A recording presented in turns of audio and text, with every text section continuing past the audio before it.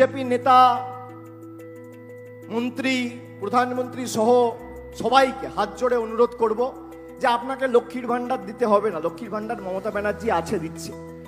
আপনারা পারলে খালি 1000 টাকার গ্যাসটা ফ্রি করে দিন। অভিষেক ব্যানার্জি মঞ্চ থেকে কথা দিয়ে যাচ্ছে, এই মঞ্চ থেকে, যে একটা নোটিফিকেশন করুক কেন্দ্রের সরকার এবং মানুষকে কথা দিক আগামী 5 বছর 1000 টাকার রান্নার গ্যাস আমরা ফ্রিতে দেবো।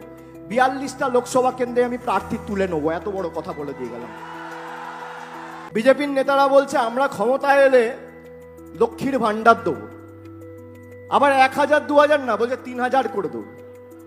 আমি বিজেপির নেতাদের অনুরোধ করব যে আপনারা 17টা রাজ্যে ক্ষমতায় আছে, 17টা রাজ্যের মধ্যে এখানে ক্যামেরার সামনে চ্যালেঞ্জ ছুড়ে দিয়ে যাচ্ছি, যদি একটা রাজ্যে বিজেপি সবাইকে 3000 বলছে তো 1500 করে অর্ধেক যদি দিতে পারে, আমি রাজনীতি ছেড়ে দেবো।